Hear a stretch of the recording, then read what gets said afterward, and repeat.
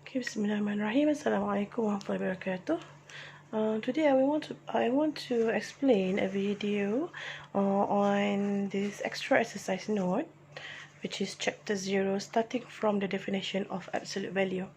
Okay, so what can we see here from the definition of absolute value?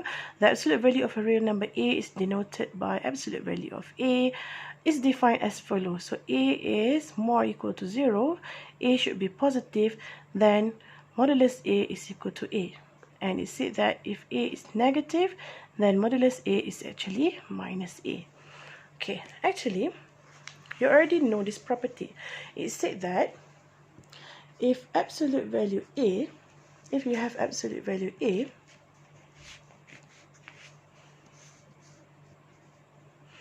this property says if you have absolute value a, therefore it will become a if a is positive, and it become minus a if a is negative. Okay, so why is the definition like this?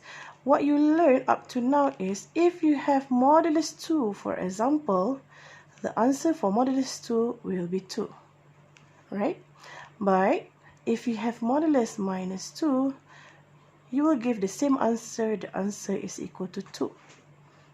Okay, so from your school, you already know this, that if you have modulus, whatever coming out from the modulus, it must be a positive number. Okay, actually this is the definition. This is the definition, right?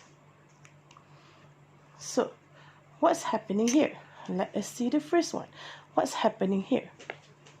This one is actually related to the first rule here.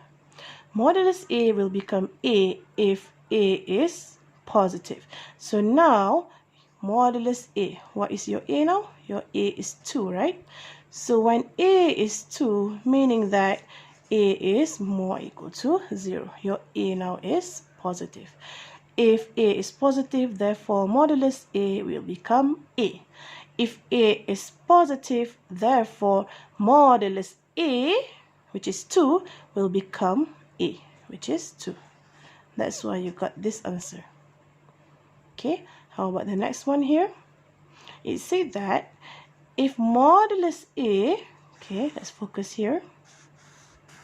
It said that if modulus a and your a now is negative 2.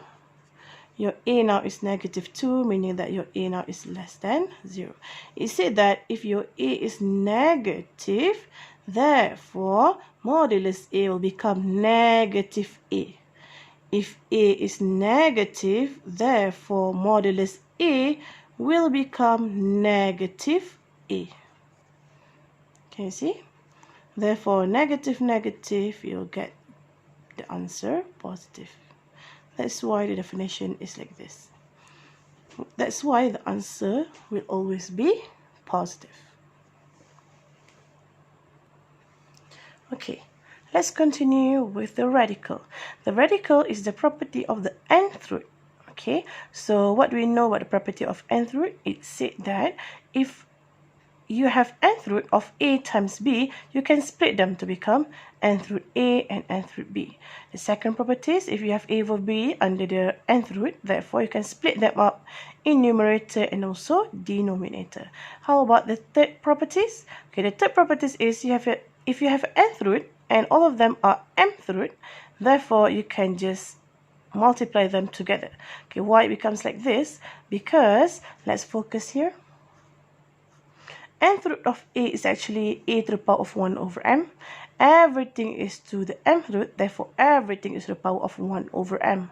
Okay, then you can just multiply them up, and then all of this is the root of m and of a. That's why you got this answer. How about this one? Actually, why this is numbering is 1 and 2, because this is another properties. Okay, what's happening here? It said that a to the power of n of the nth root is actually modulus a if n is even. Okay, what's happening here is, let us see here.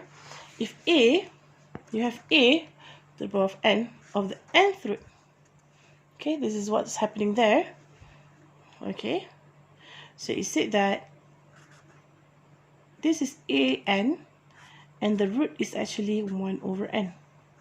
Okay, and then what you can cancel out, so your answer is A. Alright, so why does it say just now it must be modulus A if n is even? Because if n is even, A must be always positive. Okay, if n is even, A must be always positive. Why? Because if a number, you have a power of n, which n is even, therefore the power should be positive. For example, let's take an example. Let's see. You have an example of 3 to the power of 2. And then you have a square.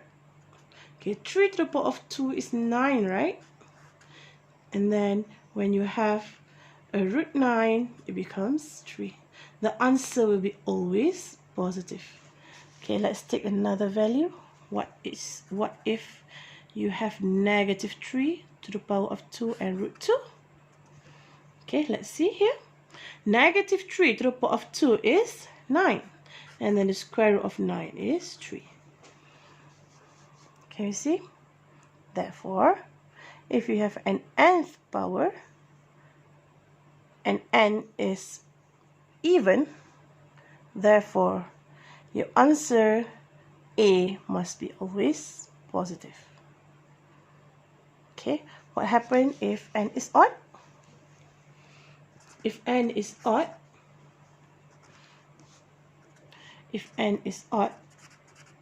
the answer will just be cancel.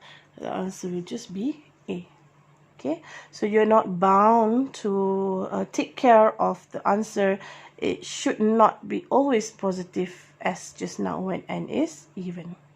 Okay, let's take an example here. 2 to the power of 3 of cubic root. Okay, 2 to the power of 3 is 8. Cubic root of 8 is 2. Right? Okay, how about when you have negative 2? Negative 2 to the power of 3 is negative 8. Cubic root of negative 8 is negative 2. Okay, so your answer can be positive or it can be negative when your n is